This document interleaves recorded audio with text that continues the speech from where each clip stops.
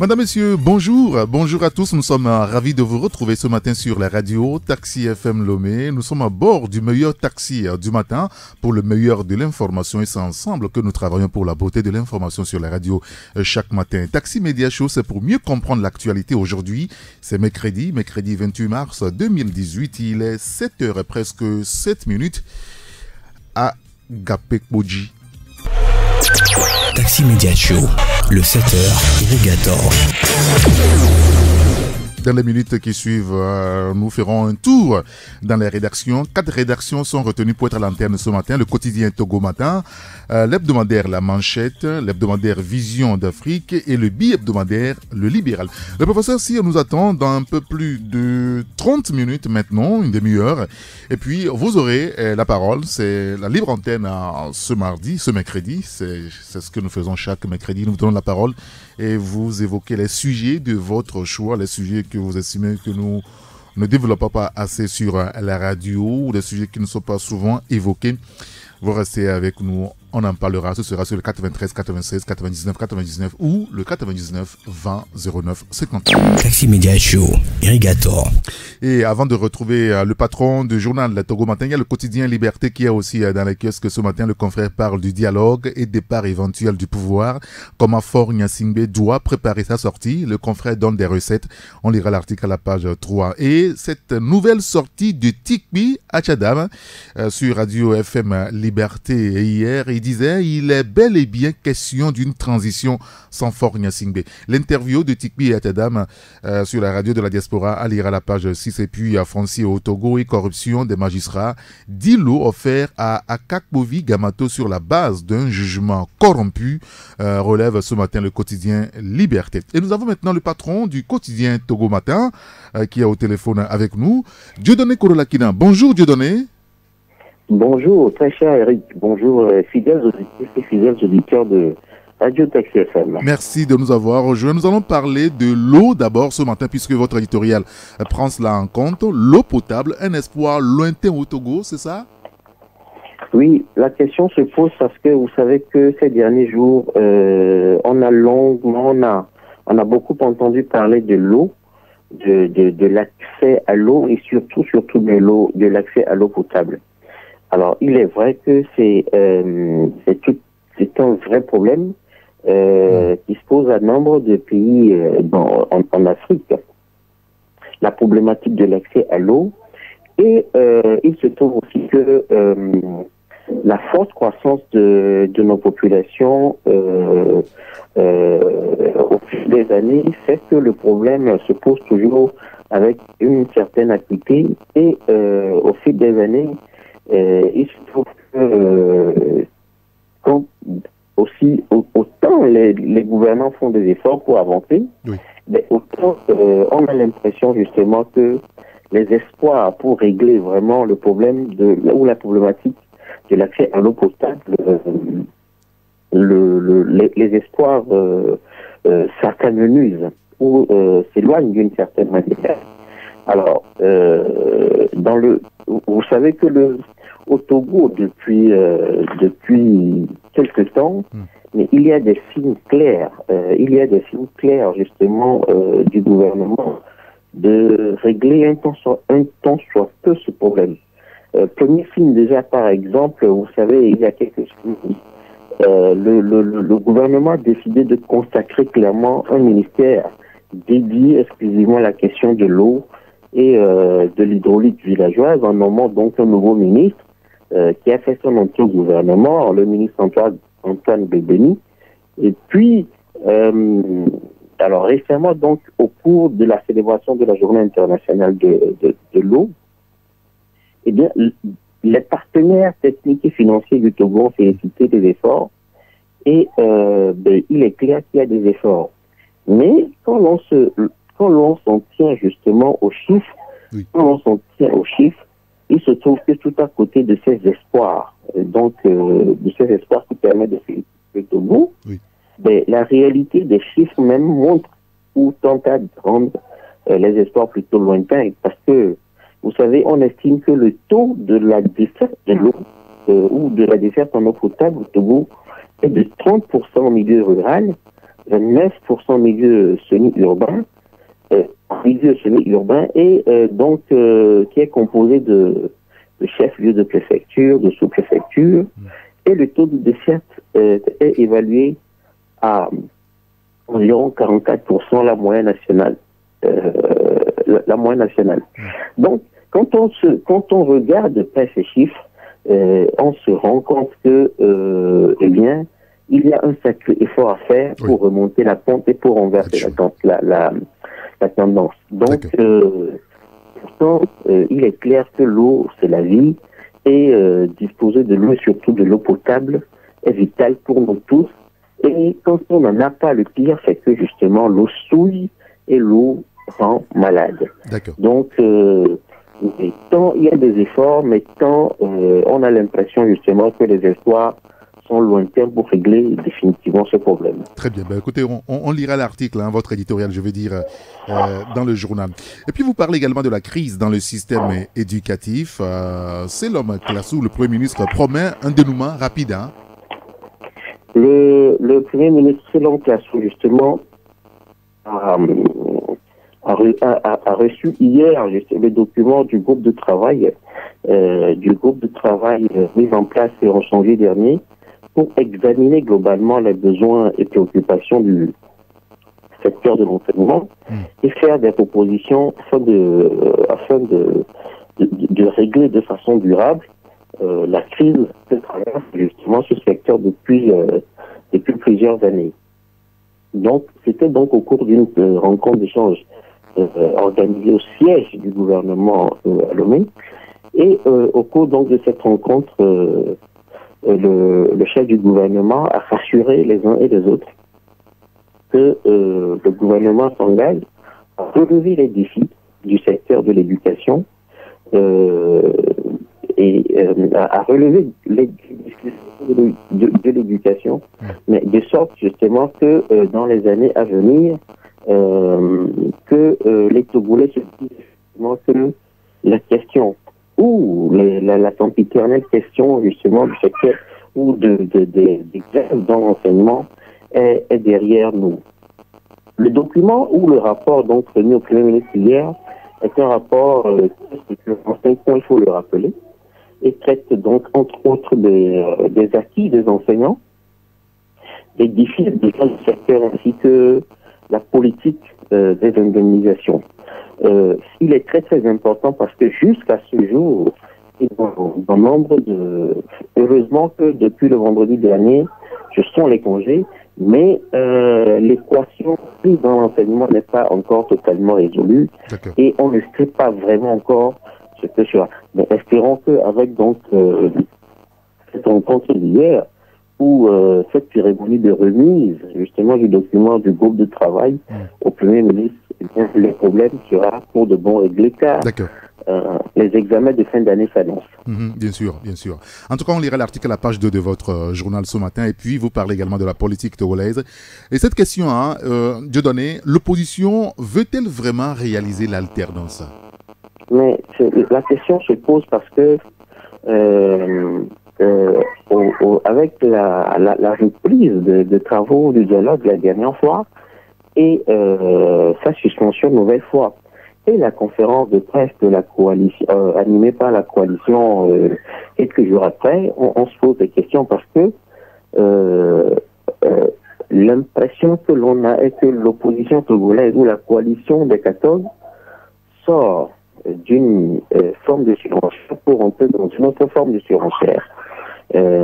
Alors que, effectivement, pendant plusieurs mois, depuis août 2017, eh bien, les surenchères, le fait de monter la barre n'a pas permis d'avancer, n'a fait que bloquer les choses.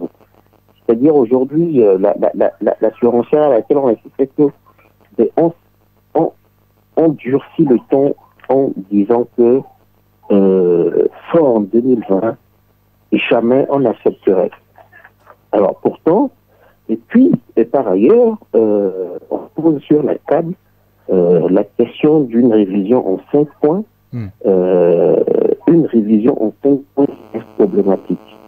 Et nous, à Togo Matin, nous nous demandons si la véritable alternance ne peut pas donc s'opérer déjà au niveau local et législatif.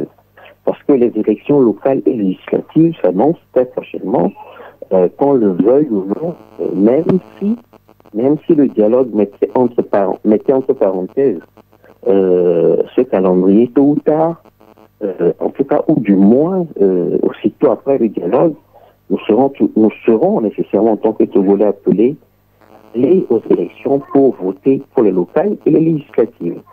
Et donc, si l'opposition réussissait le tour de force, et justement à ce niveau déjà, eh bien, oui, ça veut dire déjà que, alors, il y a de fortes chances justement de pouvoir renverser la vapeur d'une certaine manière en 2020. Et donc, dès qu'on s'accroche encore à une question, c'est-à-dire la question de la candidature d'une personne, on se demande véritablement si l'opposition veut réaliser l'alternance, alors que il est clair que l'alternance est un besoin légitime dans la vie de tout un peuple et ça correspond aux aspirations de tout le monde. D'accord. Très bien. Ben, écoutez, on lira le reste dans votre journal Le Quotidien Togo Matin. Merci beaucoup, Dieudonné Kolo-Lakinan. Merci beaucoup, très cher Eric. Bonne journée à vous. Bonne journée aux auditrices et aux auditeurs de Radio Taxi FM. Bonne journée à vous également. Merci. À bientôt. Taxi FM 93.1. Nous avons le journal La Dépêche qui est aussi dans les kiosques ce matin. Pour une sortie de crise durable, Faure Gnassingbé et la coalition des 14 doivent signer un compromis historique, a écrit notre confrère. Vous lirez l'article dans le journal. Koza, la présidente de les Amazones de la République, a sensibilisé les jeunes sur les dangers de la radicalisation.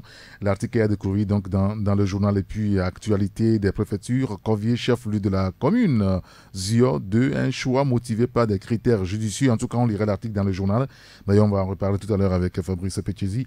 Et puis, un autre article, c'est par rapport donc à la conférence de presse du groupe des 14. La participation de l'actuel chef de l'État à l'élection de 2020 est inacceptable, a déclaré la coalition des 14 partis de l'opposition. Et nous avons au téléphone le patron du journal Vision d'Afrique, Adam Djourounou. Adam, bonjour. Bonjour Eric, bonjour de Taxi FM. Oui, bien ça. Merci de nous avoir rejoints. Et ce matin, vous parlez, du dialogue inter-togolais qui est dans l'impasse aujourd'hui. Une divergence d'approche et de vision qui cristallise les blocages, on va dire. Oui, Eric, vous savez, la crise togolaise vient de connaître la semaine dernière un nouveau chapitre, notamment le renvoi au calendrier grec pour sa reprise. Après la mer constat d'un blocage de plus lié notamment à la non-représentativité ou non de Faure Gnassingbé en 2020 d'une part, une transition avec ou sans Faure Gnassingbé et bien évidemment la libération des autres détenus, compris ceux de Mbeke. Mais la particularité de ce nouveau round est sans nul doute la mise en délibéré constatée de la part de l'opposition concernant le retour à la Constitution de 1992 dans sa version originelle. Cette concession est un grand pas franchi par l'opposition qui vient d'emboîter le pas au gouvernement qui, de sa part, ne fait pas mystère de ses prétentions de voir cette crise se dérouler le plus tôt possible. Lors de la dernière sortie, la coalition a mis en découvert ses prétentions, contrairement à la partie adverse qui est plus taciturne sur les propositions concrètes pour un dénouement de cette crise-là. Il nous en souvient qu'à l'origine de cette crise, le gouvernement avait exclu toute idée de transition, de gouvernement de transition. Il a consolidé son désir d'aller au référendum qui pour lui est la voie royale pour départager le politique quant à la question liée au mode de scrutin à deux et la limitation du mandat après avoir sauté le verrou dans aucun cas. Dans aucun cas, nul ne peut prétendre faire plus de 2 mandats. Depuis lors, des voix se sont levées laissant libre cours aux commentaires et aux spéculations. On s'aperçoit qu'avec ce report, le facteur temps joue en défaveur des uns et des autres. Mais lorsqu'on lit la sortie de la coalition à celle de Tipi Akadam, il est clairement admis qu'il y a toujours des points de crispation qui persiste au sein de l'opposition. Cette crispation qui persiste laisse présager la problématique d'une scission de la coalition dont chacun des démembrements s'allie derrière chacun des leaders qui visiblement se recompose. En clair, une reconfiguration de l'opposition se dessine après le dialogue. Les divisions internes apparaissent de nouveau au grand jour. Très bien, écoutez, on lira l'article dans votre journal. Et puis ce sujet, on en parlait cette semaine déjà avec le confrère d'Alternative. Vous l'évoquez aussi, vous parlez de crimes rituels et crapuleux en Afrique. La population devrait être vigilante aujourd'hui. Hein. Oui, depuis un certain temps, certains pays de la sous-région sont infectés par un virus des plus crapuleux. Il s'agit des crimes rituels orchestrés sur l'être humain. Surtout sur certains jeunes, pour la plupart omnibulés par la folie de gains faciles, s'adonnent allègrement à ces actes. Ils sont parfois en mission commandée par certains barons. Le cas de la tuerie de masse de jeunes filles en 2014, dont le ministre Yak Damram avait cité la fin par des enquêtes minutieuses dont les gens ont été condamnés sans leur complice, puisque certains noms des barons étaient cités en son temps. Aujourd'hui, ce sont des actes qui refont surface avec d'autres modes opératoires. Il s'agit de stupéfiants utilisés pour endormir les victimes, qui sont pour la plupart du temps des jeunes filles qui partagent presque les mêmes conditions que ces messieurs-là, notamment avoir tout le confort matériel sans sueur de fond. Eh bien, ces nouveaux modèles de réussite sociale qui se dessinent de ces richesses mystiques pour attirer ces jeunes filles et de facto victimes de ces morts violentes avec ces messieurs qui entretiennent le pourrissement. Le Bénin et la Côte d'Ivoire sont des exemples cités ces derniers temps. Même mal leur a pris depuis quelque temps, leur business ne marche plus trop dans ce pays-là. De facto, ces gens-là se déversent dans des pays voisins, notamment le Togo. Heureusement, comme on peut le constater depuis le début de la crise, qu'on connaît le Togo, nous constatons que le périmètre de sécurité est bien circonscrit, ce qui fait qu'on assiste de moins en moins à des braquages, et à des enlèvements, ou bref, à des actes comme ce que nous constatons aujourd'hui dans ces pays, notamment le Bénin et la Côte d'Ivoire. La population togolaise devait être plus vigilante et aider les forces de l'ordre à déceler surtout ces appartements illégaux qui sont partout dans nos villes où ces gens-là viennent se loger pour la plupart du temps pour commettre leurs bases de gens, en signalant également toute présence suspecte pour épargner le Togo de ces actes crapuleux. Le ministre Irak devait continuer cette stratégie ingénieuse pour éviter que le Togo ne soit un terreau fertile à ces individus qui sèment le désarroi dans ce pays-là. Parfait, très bien. Écoutez, on lira l'article dans votre journal. Vous avez parlé également d'autres sujets, notamment, UNIR qui consolide son assise à la base, fin de tournée du vice-président Acha Deji en tournée dans la région centrale. On lira l'article dans votre journal Vision d'Afrique. Merci beaucoup, Adam Adjronou. Merci, Eric. Bonne émission. À plus tard. À plus tard, merci. Taxi FM. Le monde en une radio. Il y a l'hebdomadaire Le Messager qui est aussi dans les kiosques ce matin. Abandon de la C92 originale et originelle par la coalition. Concession ou revirement, se demande le confrère Le Messager ce matin. Vous lirez l'article dans le journal. Toujours par rapport à la crise politique, trop de bruit autour de la candidature de Faure Gnassingbé, écrit notre confrère, et qui donne la parole à Jerry Tama à propos justement de la transition politique et de l'interdiction de Faure à se présenter aux élections de 2020. Nous sommes malheureusement de nouveau dans le déni de la réalité, déclare donc le président du Net. D'ailleurs, il était à l'antenne avec nous hier. Et puis UNIR, ou Union pour la République UNIR, Afo Acha Deji, au contact des structures de base de la région centrale. Vous lirez l'article donc dans le journal Le Messager dans les kiosques ce matin. Notre troisième rédaction C'est le bi-hebdomadaire, le libéral, avec Fabrice Petchesi qui est aussi au téléphone avec nous. Fabrice, bonjour.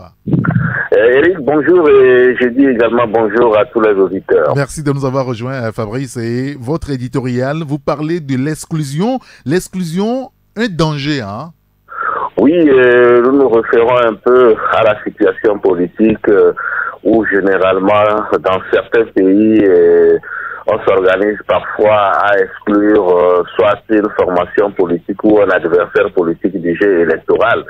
Et nous disons que c'est dangereux dans la mesure où, dans la plupart des cas, le pays bascule parfois dans la violence. Et nous citons certains exemples, par exemple au lendemain de la conférence nationale souveraine dans les années 90, lorsqu'il a plu au président du Haut Conseil pour la République, à l'époque Monseigneur Poudreau, sous la pression de ce qu'on appelait les venus de France, lorsqu'il a plu de dissoudre le rassemblement du peuple togolais, à l'époque, on a vu ce que ça a donné, et le pays avait basculé dans la violence, et finalement, les acquis de la conférence nationale ont été pratiquement réduits à néant, et le pouvoir de Yadema à l'époque avait profité de l'occasion pour reprendre du poil de la bête. Et nous sommes allés au-delà du cas du Togo pour citer celui de la Côte d'Ivoire. Et vous savez que pendant longtemps, la crise ivoirienne a été liée au fait qu'on a toujours tenté d'exclure un candidat à l'élection, notamment Alassane Ouattara, et vous avez vu ce qui s'est passé en Côte d'Ivoire aujourd'hui.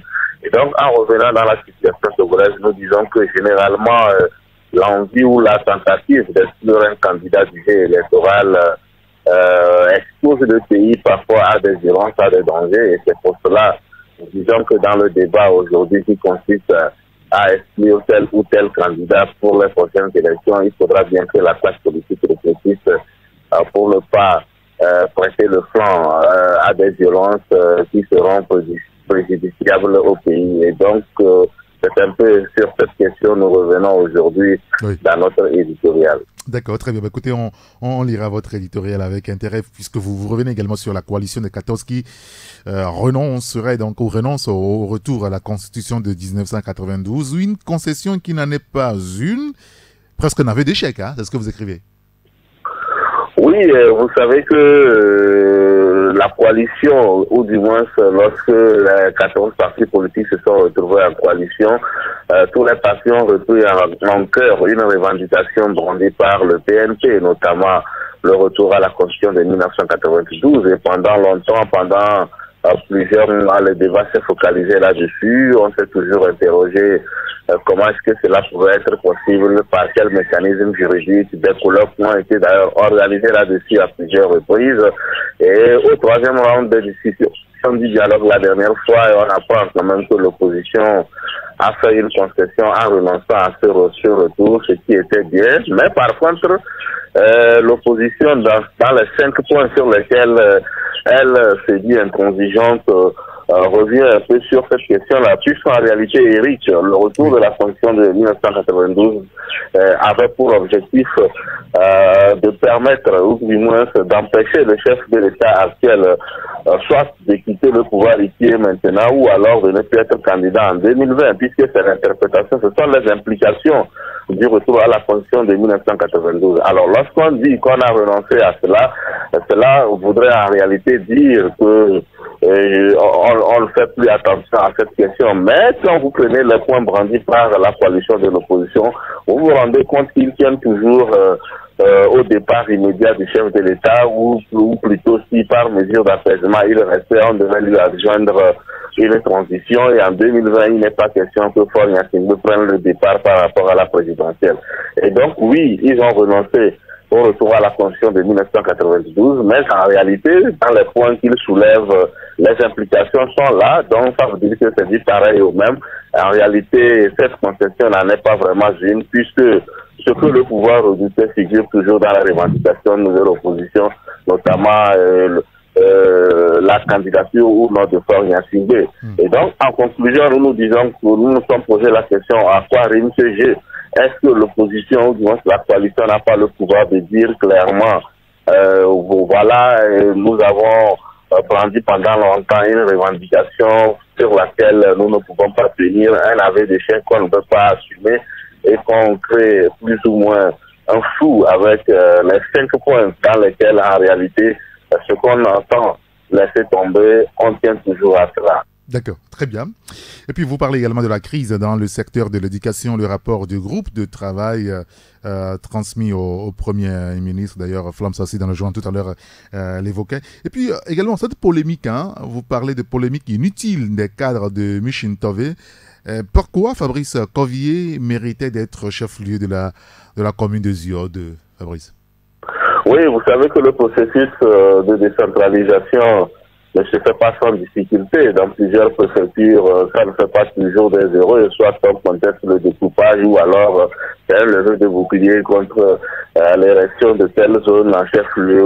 Et le dernier cas en date, c'est celui de Covier, où vous avez vu une véritable levée de bouclier au niveau de Micheline Tové, où on n'est pas d'accord que Covier devienne le chef-lieu de la commune de Ziode. Et donc, ça a donné lieu à des manifestations, même un mémorandum dans ce sens a été élaboré qui devrait être remis au chef de l'État. En fait, l'objectif, c'est de revenir sur cette décision.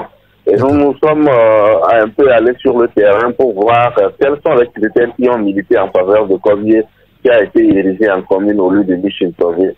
Sur le plan historique, il y a beaucoup de choses que les lecteurs pourront découvrir dans l'article. Et puis, il y a d'autres critères également, notamment démographiques, économiques. Et au-delà de tout, nous disons en conclusion qu'en réalité, c'est une polémique qui était inutile puisque le développement de la préfecture incombe à tous ces cadres et ériger une localité en chef-lieu ne voudrait pas dire que c'est elle seule qui sera développée.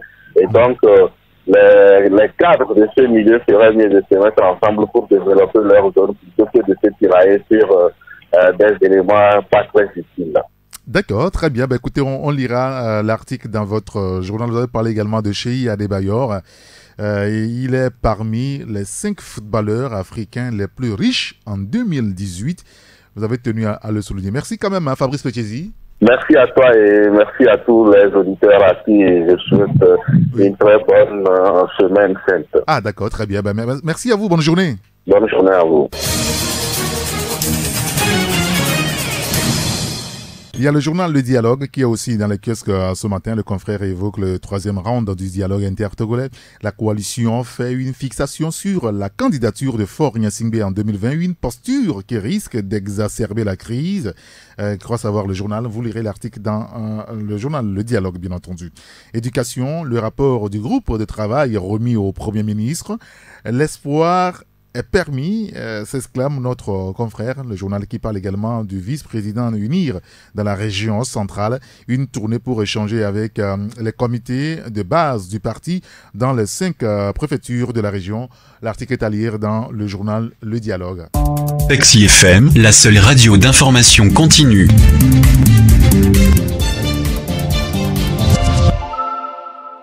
Et la dernière rédaction au téléphone avec nous ce matin, c'est la rédaction du journal La Manchette. Et nous avons au téléphone Sylvestre Béni. Sylvestre, bonjour. Oui, bonjour Eric et bonjour à tous ceux qui sont à bord du taxi ce matin. Merci de nous avoir rejoints, Sylvestre. Vous parlez de la politique, beaucoup plus de l'autopsie du corps de Jojo Zoumeke. Vous interpellez ce matin le ministre de la Justice, hein? Oui, Eric, oui. Vous vous rappelez de ce jeune-là qui aurait été abattu lors le 18 octobre 2017, lors de la sortie des miliciens ou groupes de défense. En fait, c'est selon les bons politiques où on se retrouve, du côté du pouvoir de l'opposition.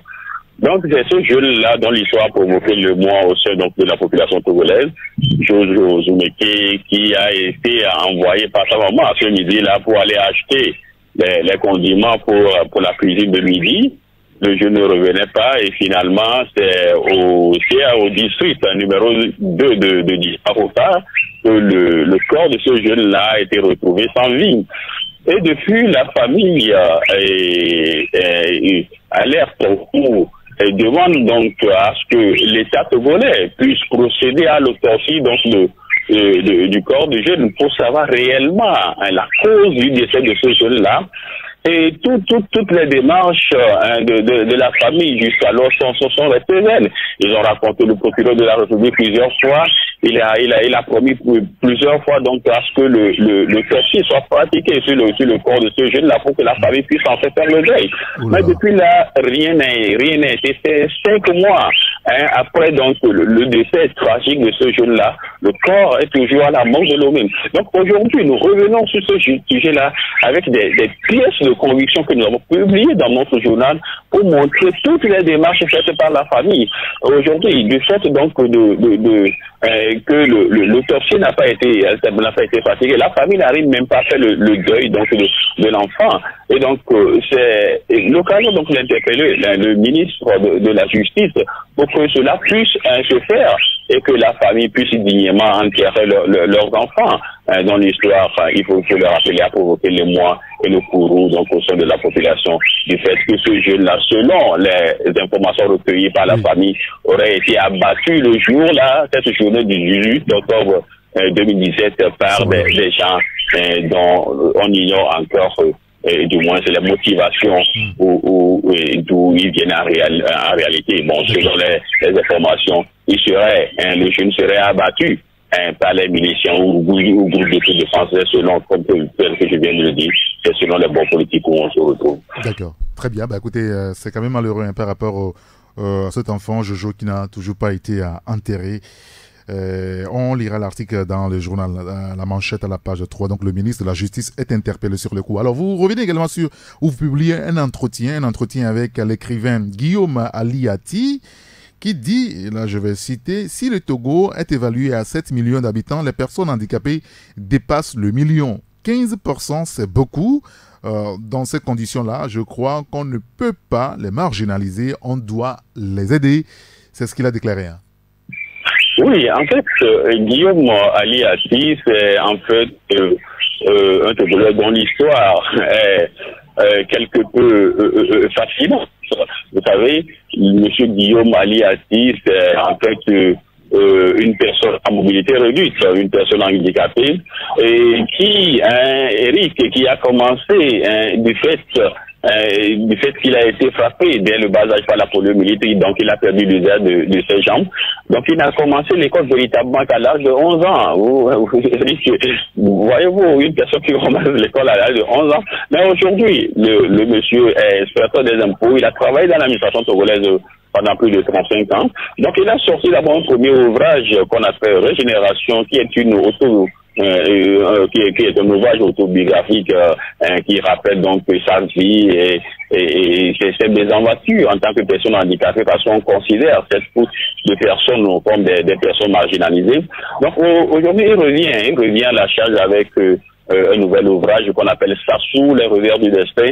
En fait, il voulait prouver par là que qu'on soit aujourd'hui valide ou non, c'est que nous sommes tous, ceux qui sont valides aussi, sont tous des potentiels handicapés. Donc en réalité, il revient sur le fait que ces personnes sont souvent marginalisées au sein de la population. Il a en fait le porte-voix de toutes ces personnes handicapées au Togo.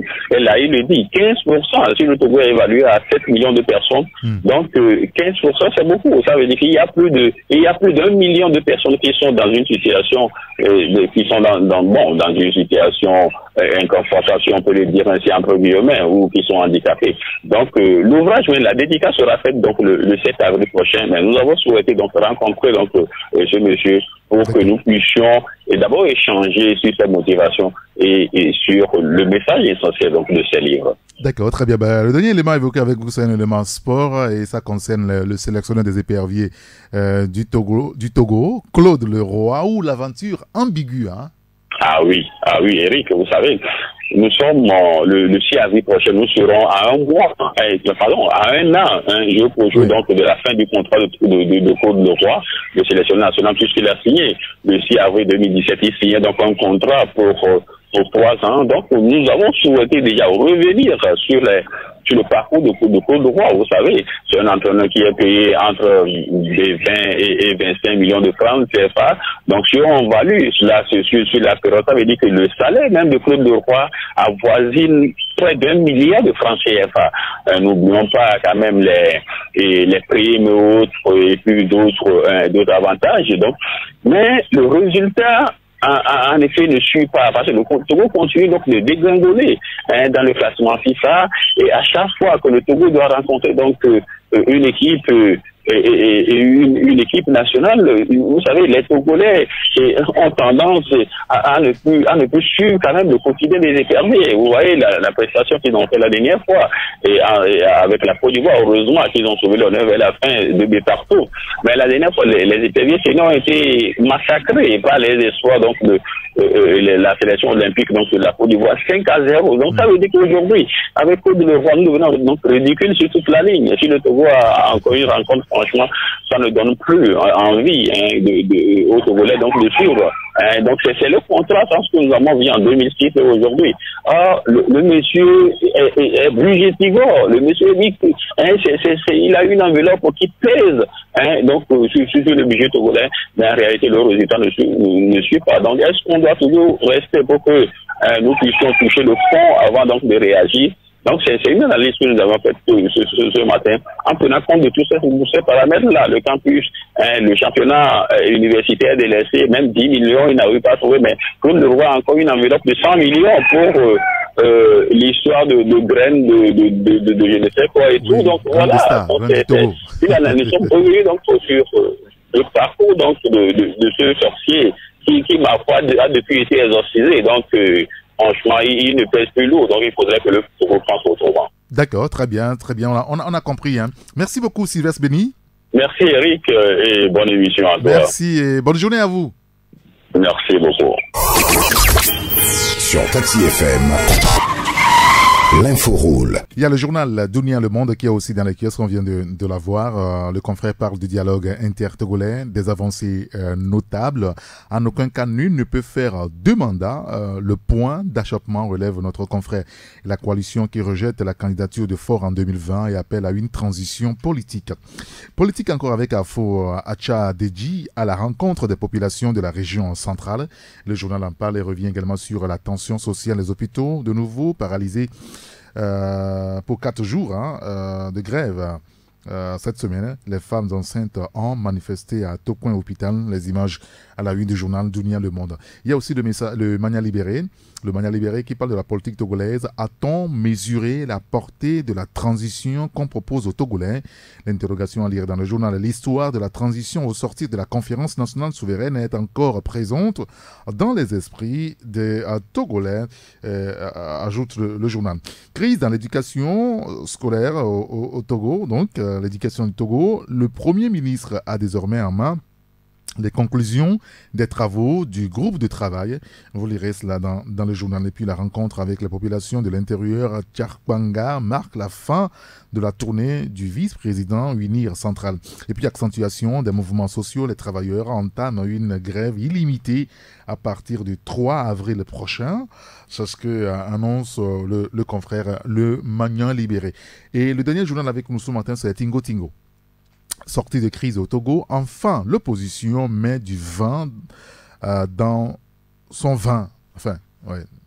Le premier vin c'est VIN, le second c'est VAIN. Vous comprenez à peu près. Pour vous acheter le journal Tingo Tingo, vous comprendrez un peu plus ça. Et puis, opinion politique, tout est amour et aussi tout est loi, la magie de l'amour. Le confrère revient sur le sujet. Et puis, le projet d'un nouveau club de football, Lomé FC, le miracle est en marche. Écrit Tingo Tingo ce matin. Alors, dans les kiosques, mercredi, outre Tingo Tingo, vous avez le Mania Libéré, vous avez le journal Dunia Le Monde, il y a aussi le Messager, vous avez le Dialogue, la Manchette, le bi-hebdomadaire Le Libéral, vous avez la Dépêche aussi qui est dans les kiosques ce matin. Il y a Vision d'Afrique qui est aussi dans les kiosques, les quotidiens Togo Matin et le quotidien Liberté. Voilà les journaux qui sont dans les kiosques ce matin. Il est 7h presque 50 minutes dans tous nos studios ici à Agbalépé Dougan. Taximédia Show, la clause Molière, c'est la chronique du professeur Cyr. La clause Molière avec notre cher professeur Cyr. Bonjour. Alors, bonjour, chers grands citoyens d'État, et bonjour à tous les grands citoyens d'État qui nous écoutent. Professeur, nous sommes à vous maintenant. Alors, cette phrase, cela va sans dire que, avec la concession du C14, les choses vont se compliquer pour le RPT UNIR. Bon, ce qui nous occupe ici, c'est la locution « cela va sans dire ». Cette locution qui signifie quelque chose évidente, indiscutable, et a pour synonyme « cela va de soi », se construit sans la conjonction « que ». Contrairement à son équivalent « il va sans dire », qui lui se construit avec ou sans la conjonction « que ». Par exemple, il va sans dire que les choses vont se compliquer. Deuxième exemple, sans la conjonction « que ». Un dialogue réussi, il va sans dire, est le fruit de concessions mutuelles. Troisième exemple, avec la locution « cela va sans dire », cette fois avec la phrase fautive. Cela va sans dire, avec la concession qu'a faite le C14, les choses vont se compliquer pour le RPT UNIR. Précisons aussi que le français dispose des tours comme « il est évident que », « il est clair que », « il est inutile, n'est-ce pas, de préciser que », « il est manifeste que », etc., qui sont formulations équivalentes. Deuxième phrase entendue sur une chaîne de télévision camerounaise au cours d'un débat. Monsieur, vous n'êtes pas confortable dans vos idées. Monsieur, vous n'êtes pas confortable dans vos idées. Bon, l'adjectif confortable qualifie des choses qui procurent ou présentent du confort, n'est-ce pas? Ainsi, parlera-t-on d'une maison confortable, d'une voiture confortable, etc. Cet adjectif s'emploie aussi figurément pour parler de ce qui assure une aisance ou une tranquillité d'esprit. Par exemple, ces ennuis judiciaires le mettent dans une situation peu confortable. Vous aurez remarqué que dans tous ces exemples, l'adjectif confortable qualifie des choses. Et ces choses, qu'elles soient concrètes ou abstraites, et non des personnes. Et évidemment, c'est sous l'effet de l'anglicisme que l'adjectif confortable en est venu à qualifier des personnes. Par conséquent, cet anglicisme doit être absolument évité. On dira en bon français plutôt ceci. Monsieur, vous n'assumez pas vos idées. Alors, avant d'en venir à la revue de presse, oui, le même locuteur sur sa lancée poursuit en disant ceci à propos de Paul Biya. Le chef de l'État dont j'apprécie sa vision. Le chef de l'État dont j'apprécie sa vision. Bon, le pronom relatif dont donne lieu trop souvent, c'est vrai, à des erreurs, car on oublie qu'il marque l'appartenance et la possession, n'est-ce pas? Et l'on ajoute fautivement dans la subordonnée relative un pronom possessif se rapportant à l'antécédent, n'est-ce pas? Lorsque la subordonnée relative emploie l'emploi de dont permet de déterminer le possesseur. On n'emploie pas de déterminant possessif. Donc, on dira en bon français ceci. Le chef de l'État dont j'approuve la vision et non sa vision. Alors, je viens maintenant à la revue de presse qui est un peu longue. Je commence par le messager. Guéry Tama, à propos de la transition politique et de l'interdiction de Faure à se présenter aux élections de 2020. Bon, à qui voudrait-on interdire de se présenter? À Faure, n'est-ce pas? Et ce n'est pas Faure qui voudrait interdire à lui-même, s'interdire de se présenter. Par conséquent, c'est la préposition à qui s'impose. D'accord. On dira donc Guéry Tama à propos de la transition politique et de l'interdiction à Faure de se présenter aux élections de 2020. Toujours dans le même journal. Cette fois, c'est M. Guéry Tama qui nous parle de déni de réalité. Voici la phrase. Nous sommes malheureusement de nouveau dans le déni de réalité, de la réalité, dit-il. Bon, il me semble en avoir parlé une fois déjà.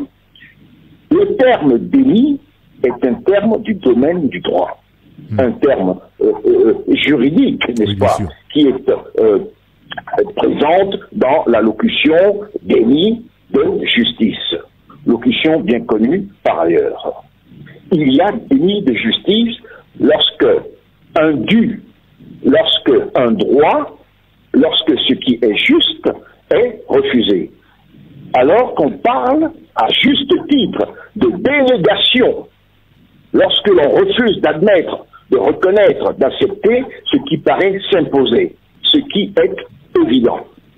La réalité effective des choses. Et donc, employer le terme déni en lieu et place de délégation est une faute de français, une incorrection caractérisée. Il en va de même pour l'expression être dans le déni de vérité, être dans le déni de réalité, qui est une expression fautive. Il faut absolument proscrire. Par conséquent, j'espère que M. Guéry Tama, la prochaine fois, ne manquera pas de parler plus correctement de délégation de réalité, du refus d'admettre la réalité. Alors, la suite. Dans Vision d'Afrique, il y a cette phrase. Unir, consolide, son assise à la base. Son assise à la base. Ici, le mot assise peut être synonyme de base, n'est-ce pas? Puisque assise, ici, prend le sens des éléments qui constituent la solidité d'un système à la base, à ses fondations, n'est-ce pas? On parlera donc plus correctement en bon français je dirais, de consolider son implantation à la base pour éviter une collision sur le plan de la redondance. Toujours dans le même journal, il y a ceci. La compétition des chorales des lycées et collèges de l'Afrique de l'Ouest a tenu toutes ses promesses. Seulement voilà, tenu, je vous l'appelle, T-E-N-U-E. Pourquoi accorder tenu? Il ne s'agit pas ici d'un participe passé. Le complément d'objet direct n'est pas placé avant le verbe ici pour qu'il soit accordé, n'est-ce pas? C'est la compétition qui tient, qui a tenu ses promesses. Les promesses étant le complément d'objet direct placé après le verbe, il n'y a pas d'accord. Alors j'en ai terminé, monsieur le grand citoyen d'État. Très bien, professeur, on a compris. Comme toujours, on fera plus attention la prochaine fois. Merci d'avoir accepté d'être avec nous ce matin. Je vous en prie, bonne journée à tous les grands citoyens d'État de ce pays. Allez, bonne journée à vous aussi, professeur. Merci, au revoir. À bientôt. À bientôt. Car de tout cœur, nous tenons à vous informer. Sexy FM. Dans une minute, la pause publicitaire et on se retrouvera après pour la libre antenne. C'est vous qui choisirez en ce moment votre sujet de discussion. Vous nous direz ce qui se passe autour de vous, dans votre quartier, dans votre ville. Pour ceux qui nous écoutent à Togoville, à Anero, à Tchevier, à Bagbe, Badja. Un peu plus, vous nous appelez sur le 93 96 99 99 ou le 99 20 09 59, ceux qui sont aussi à Lomé dans sa banlieue, vous nous appellerez pour nous dire ce qui se passe chez vous, dans votre quartier, dans votre ville. Et vous voulez interpeller l'autorité sur un sujet précis. Vous voulez revenir sur la situation politique aussi, parce que ça vous intéresse. Vous aurez l'occasion de le faire à l'antenne et c'est la seule occasion que Taxi FM vous offre. Merci à vous. Taxi FM, priorité au direct. Et l'antenne est à vous maintenant, le 93 96 99 99 ou le 99 20 09 59. C'est la libre antenne, c'est vous qui choisissez votre sujet de discussion. Nous avons notre premier auditeur au bout du fil. Allô? Oui, bonjour mon cher ami Dator. Bonjour mon cher ami Donné, comment allez-vous? Je vais bien, et vous? Grâce à Dieu, on se porte à merveille. Nous vous écoutons. Ok. Ce matin, j'aurai un langage informatique. Allez-y. Vous voyez, ces derniers temps, les faits auxquels nous assistons dans la société, c'est-à-dire les tueries que nous voyons sur des réseaux sociaux, on sacrifie des êtres humains à des foutus, etc. Mais ces faits existent toujours depuis dans l'Afrique noire, depuis. Ce n'est pas aujourd'hui que ces faits ont commencé, mais grâce aujourd'hui à des réseaux sociaux comme le WhatsApp, mais ces informations sont divulguées à temps réel. Je ne sais pas si vous me suivez. Oui. Ok. Bon, pendant qu'en ce moment, dans ce pays, certaines personnes donnent des mots les yeux ouverts à cette événement, soit disant qu'ils vont, c'est pas museler, c'est pas le WhatsApp, ou bien ils émettent des idées. Mais je vous informe ce matin, je ne sais pas si vous savez pas, qu'actuellement, à l'instant que je suis en train de vous parler, on fait un WhatsApp sans numéro de téléphone. Comment ça? Je ne sais pas si vous suivez. Voilà. Ça veut dire que si vous avez un Android 9 ou bien un smartphone, oui. Ça veut dire que vous n'avez plus nécessairement besoin du quartier pour faire WhatsApp. Ça veut dire que vous passez dans l'anonymat total. La technologie a évolué. Ça veut dire que l'information va... Donnez. Oui. Comment ça peut se faire sans numéro de téléphone qu'on puisse avoir accès?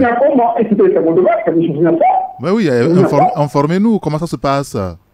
Voilà, c'est que je dis, si vous avez un smartphone neuf actuellement, ce que vous avez, il suffit d'une application qu'on télécharge, qu'on installe sur votre smartphone. Oui. Grâce à cette application, vous avez un numéro virtuel que vous allez essayer de configurer sur WhatsApp. Donc, c'est à partir de ce numéro virtuel que vous allez utiliser, qui se trouve être un plus quelque chose comme ça. Donc, vous trouvez dans la zone américaine, quelque chose comme ça. Donc, vous passez dans l'anonymat, vous faites WhatsApp, on ne vous parle pas. Ça veut dire quand des gens debout les yeux ouverts, allez, ils disent aussi, ils vont rien dans ce pays. Soit eux, c'est là dans ce pays, ils sont faits. Alors, ça, face à ça, l'autorité peut faire quoi, à votre avis? L'autorité peut, je ne sais pas bien expliquer. Face à cela, que peut faire l'autorité? Voilà, l'autorité, normalement, si c'est une autorité régalienne, elle doit plutôt faire quoi? Sensibiliser la population à ce que les informations qui vont passer sur ces réseaux soient une vraie information. Ne pas divulguer des fausses informations. Je sais ce que tu veux. En fait, c'est son rôle. Voilà. D'accord, très bien. Merci beaucoup, Donné. Merci de nous avoir interpellés. Vous nous avez appris quelque chose quand même ce matin par rapport à WhatsApp. On va vérifier. On verra bien si on peut utiliser WhatsApp sans avoir de numéro réel. 93 96 99 99 ou le 99 20 09 59. Allô? Allô? Ouais, bonjour. Oui, bonjour. Ouais, c'est M. Thierry. Monsieur Thierry, vous allez bien? Ouais, ça va très bien. Très bien, nous vous écoutons. Ouais, ce matin, je voulais intervenir sur un sujet un peu inquiétant. Allez-y. Ouais, c'est-à-dire, il y a le service de Togo cellulaire.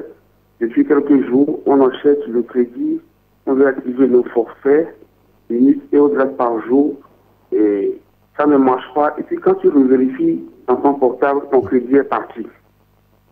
Ah, d'accord. Allô? Allô? Oui, si, Thierry, nous vous écoutons. Ouais, quand tu le vérifies, ton crédit est parti. On a dû réclamer jusqu'à présent. Il n'y a même pas de retour. On ne dit rien. Tu appelles le service 888. On te met en attente. Durant 10 minutes, 5 minutes, il ne décroche même pas. Ce sont les pratiques qui ne nous honorent pas dans ce pays. Alors, vous parlez de quel type de forfait? Le forfait Internet ou Enfin, il y a un service 919 maintenant. Ah oui. Qui vendent le forfait des minutes, des mégas, ce qui va payer ensemble. Oui. Mais jusqu'à présent, le service-là, tu achètes du crédit, on enlève le crédit. Hein? Mais tu n'as pas le service. Le forfait n'est pas activé. Le méga aussi n'est pas activé. Ok. Donc, vous achetez le service, mais vous n'avez pas le service. Non, vous n'avez pas ça. Vous achetez le crédit. Et donc, ce matin, vous voulez interpeller les responsables de Togo Cellulaire. Pour qu'ils remédient à ça. Même alors, on Thierry, appelle le 888 aussi. Oui. Ça ne marche pas. Ce n'est pas bon. Thierry, est-ce que le problème c'est avec vous seul ou vous avez... Ce n'est pas avec moi seul. Ce n'est pas avec moi seul. C'est avec beaucoup de personnes. D'accord, très bien. Merci beaucoup Thierry. Merci de nous avoir interpellés par rapport à ce sujet de Togo cellulaire, des citoyens qui souscrivent à cette politique, ce forfait. Là, maintenant, le 919, ils achètent, on enlève l'argent, mais ils n'ont pas le service. Et ce matin, Thierry interpelle donc Togo cellulaire pour qu'une solution soit trouvée à ce problème. Merci beaucoup Thierry. Merci de nous avoir appelés. À notre auditeur, allô? Bonjour monsieur Eric. Oui, bonjour. C'est Chérif depuis Togo-le-Copé. Chérif, comment allez-vous? Je vais bien et vous? Ça va très bien. Merci de nous avoir rejoints. Nous vous écoutons. Ok, j'ai un petit problème là. Allez-y. Mais ce n'est pas moi seul, parce que tout le quartier, vous connaissez, après Ourabank, la route de Herman, non? À Zongo? Ouais. Oui, si, bien sûr. Mais prenez un peu la route là, vous faites au moins 150 mètres, vous allez voir. Nous sommes dans l'eau depuis qu'il a plu là. Moi, je n'arrive même pas à sortir. Sans blague. Parce que l'eau, nous sommes vraiment étouffés. Seulement, je voulais passer par le bon Dieu ce matin pour prier nos autorités de venir au moins nous faire quelques canalisations ou bien une retenue d'eau et puis on va être un peu à l'aise. Actuellement, dans les maisons, c'est pas la peine. D'autres qui ont les moyens, eux, ils ont acheté et loué les motopompes pour aspirer de l'eau. Oui. Mais nous qui n'avons rien, on va faire comment? Chérif, vous allez nous aider à nous situer par rapport à l'endroit où vous vous trouvez dans le quartier. Vous parlez de Togo-le-Copé, c'est ça?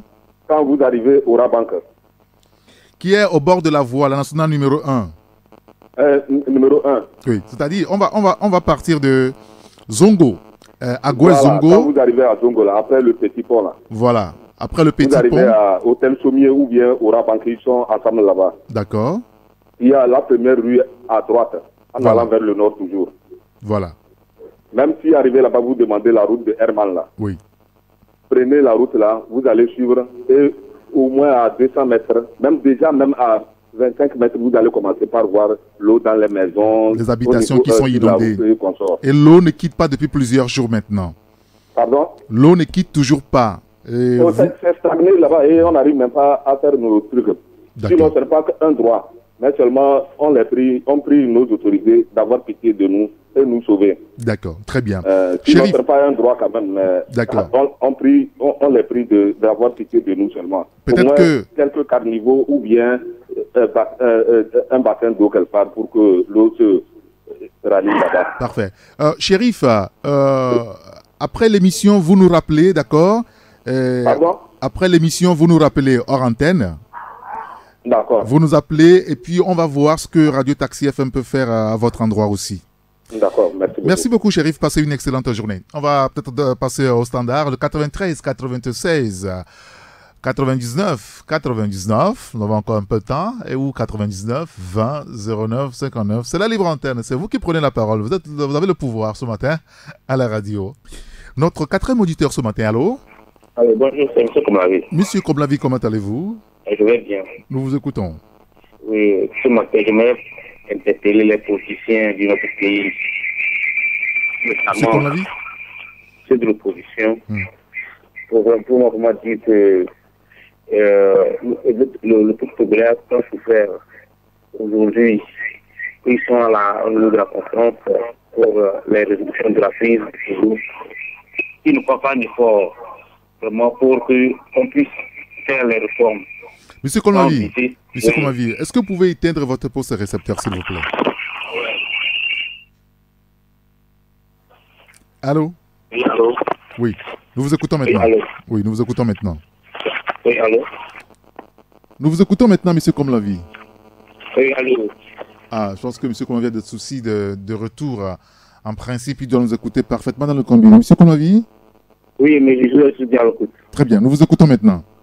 Oui, comment le demander de laisser tomber, de faire une constitution disant un Togolais et aller à l'essentiel pour sauver ce pays et pour partir par la base avant d'arriver à la démocratie de notre pays. L'Afrique a tant souffert. Le Ghana est devant nous, mais nous devons passer par l'étape avant d'arriver au niveau du Ghana. Aujourd'hui, il y a cette chose qu'ils ne voient pas. Lorsqu'on va faire cette constitution en expliquant pour Nesingbe, et après 10 ans, quelqu'un viendra dire que cette constitution a été faite contre Fon Nesingbe, donc on doit reprendre la constitution togolaise. et c'est encore, c'est même pas bien. D'accord. Donc, je l'ai pris de laisser tomber cette affaire. Pour qu'on doit aller à l'élection. Ce qu'ils vont donc réclamer, c'est la transparence de l'élection. Parfait, très bien. Monsieur Kolani, merci beaucoup, on a compris. Merci, passez une excellente journée. 93 96 99 99 ou le 99 20 09 59. Nous sommes sur la radio Taxi FM Lomé à l'heure de Taxi Media Show. Notre 5e auditeur, allô? Oui, allô? Oui, bonjour. Oui, bonjour. C'est monsieur? Oui, vous êtes à l'antenne. Quel est votre nom, s'il vous plaît? Quel est votre nom? C'est pour interpeller l'État. Oui, quel est votre nom d'abord? Je m'appelle monsieur. Nous avons du mal à vous entendre parfaitement. C'est monsieur? Abdoul. Abdoul, très bien. Nous vous écoutons, Abdoul. Depuis Agouezongo. D'accord, nous vous écoutons. J'aimerais interpeller l'État sur un problème qu'on a à Zongo, en face de la poste, vers le marché. Oui. Ouais, là-bas, il y a des centaines d'élèves qui passent là-bas chaque jour. Mais il y a un problème. Zone de difficulté à traverser la route là-bas. Oui, bien sûr. Donc, on a interpellé l'État. Jusqu'à présent, l'État n'a rien fait.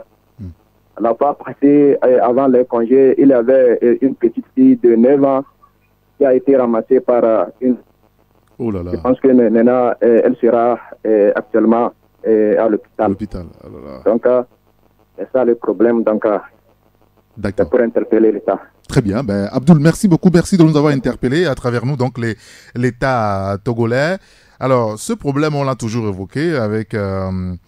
Monsieur Bawa qui nous appelait tout le temps par rapport à cette situation à Agouezongo, ce carrefour au niveau de la poste en allant donc au marché d'Agouezongo.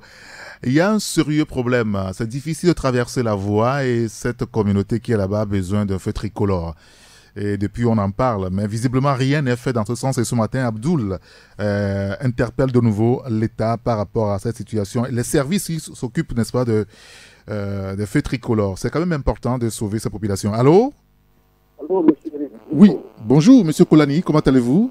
Je me porte très bien, mon frère. Nous vous écoutons. Oui, monsieur Eric, d'abord, il faut dire merci à votre radio aussi, votre initiative. C'est quand vous donnez la chance aux Togolais d'interpeller les autorités, n'importe qui, sur votre chaîne. C'est ce qui est très intéressant. Maintenant, vous avez dit quelque chose à quelqu'un qui appelait, qui parlait de Rabat comme de Sabou. Oui. Vous avez dit après l'émission, il n'a pas donné son numéro. Oui, ils sont nombreux comme ça sur le panier du territoire. Qu'est-ce que votre radio peut faire si on ne fait pas une élection locale? On ne peut pas là-bas se prendre la salle. Au moins, si dans une commune, dans une localité qui a ce problème, au moins la radio peut s'intéresser à cet individu. Qui est le maire ou bien c'est lui. En fait, M. Kolani, quand nous demandons à M. Chérif de nous appeler hors antenne, c'est en réalité pour qu'après il puisse bien nous situer, on pourrait envoyer un reporter pour aller voir et présenter cela à vous, nos auditeurs. C'est pas le contraire, M. Chérif. C'est une bonne chose. Maintenant, si c'est à d'abord à se poser n'importe où, combien de reporters vous allez amener, combien vous avez comme retour l'aide de l'État togolais? C'est ce que nous demandons. Il a dit ça, oui, vous allez faire. Les autres aussi sont dans le même besoin. La Ligue, combien de personnes peuvent rentrer pour leurs problèmes dans le quartier? Pour résoudre ce problème, je le dis, c'est pas à vous que je suis en train de dire. Je suis en train d'interpeller l'État togolais, tous les politiciens, de savoir que l'élection locale est très primordiale. La population ne se peut pas s'engager. Moi, pour aller sur le pas, je suis un ingénieur. Excuse-moi, quand vous prenez au niveau du Namadou, en allant vers le soir, quelque part, il y a l'eau qui est stagnée, les gens n'arrivent pas à rentrer dans la maison. Oui, c'est vrai. Quand vous prenez l'entreprise de l'Union, c'est la même chose. Mais j'ai l'intelligence, ce génie-là, cette créativité, d'aller donner des solutions. Mais à qui la donner? S'il y avait les mêmes lui là-bas, vous pouvez m'approcher au maire. Voici ce que je peux faire pour vous. Voici la technicité que vous pouvez utiliser. Voici les moyens que vous pouvez faire. Si vous n'avez pas de l'argent, allez chercher de l'argent. Vous êtes solvable. Mais ces solutions sont là. On ne fait pas des élections locales et on s'intéresse à la procédure présidentielle de 2020. Je demande à tous les politiciens de comprendre bien. Surtout M. Agboïbo, on n'a qu'à comprendre. Le déverrouillage des institutions, il n'a qu'à le reprendre la mer. C'est pas parce qu'il se fait dans cette coalition de 14 politiques qui va se taire. Il faut faire des élections locales. Nous tous, nous l'avons dit dans ce pays-là. Sans les élections locales, nous ne pouvons rien faire. À partir des élections locales, tout doit être décidé. En 2020, monsieur Eric. D'accord. Ou bien je ne peux pas comprendre. Si, on a compris parfaitement votre réaction. Mais c'est pour vous dire que beaucoup de personnes ont des problèmes d'importance. Vous allez comprendre. Oui. beaucoup de personnes sont rentrées en ligne, hein. Même Oui, ils ont bien des sûr. problèmes dans leur milieu. Mais le quatrième pouvoir aider des politiciens de mettre en place les élections locales. Parfait. Est-ce que ceux qui vont mettre le petit doigt qui va être maire là, n'a qu'à être capable d'être maire, n'a qu'à aller chercher la définition de mes derniers locales. Ce n'est pas parce que je fais partie de quel parti politique et qu'on me positionne que je suis incapable, la capacité. C'est ce qu'il a de donner, de servir et d'être humble. Si tu es incapable de servir, ce n'est pas la peine de considérer la faute sur la politique. D'accord, très bien. Merci beaucoup, M. Koulani. Merci de nous avoir appelés et d'avoir exprimé votre point de vue. C'est presque un coup de gueule. Hein. Une invite également à l'autorité pour que les élections locales soient organisées au plus vite. Et c'est très important pour les communautés. Merci beaucoup, M. Koulani. On va prolonger cette libre antenne demain, rassurez-vous, parce qu'il y a beaucoup d'auditeurs qui sont de l'autre côté. Ça crépite toujours, ça ne cesse de crépiter le téléphone. Et demain, jeudi, nous allons prolonger la libre antenne. Vous nous direz ce qui se passe autour de vous dans votre quartier. Notre objectif, c'est de s'intéresser, n'est-ce pas, aux problèmes que vous avez et donc d'interpeller ensemble l'autorité pour qu'une solution soit apportée aux différents problèmes dans nos communautés, dans les quartiers, dans les villes, jusqu'à l'intérieur du pays. Merci à M. Koulani, M. Abdoul, M. Kromlanvi, M. Chérif, M. Thierry et M. Donné. Merci de nous avoir appelés. Passez une excellente journée. Juste après, nous vous retrouverez Emmanuel Lafagnagbé pour la suite et la fin de la matinale. À 9h, la salle de rédaction pour le bulletin d'information, les dernières nouvelles sur la radio. 9h10, Joël Roniglo, il est de retour. Vous l'écouterez à 9h10, donc pour le journal La Névé. Moi, je vous retrouverai un peu plus tard à 11h avec les confrères où nous décrypterons l'actualité sociopolitique de notre pays. Appelez-moi Saint-Henri Gator. À bientôt. Taxi FM. C'est une fenêtre ouverte sur l'actualité d'ici et d'ailleurs.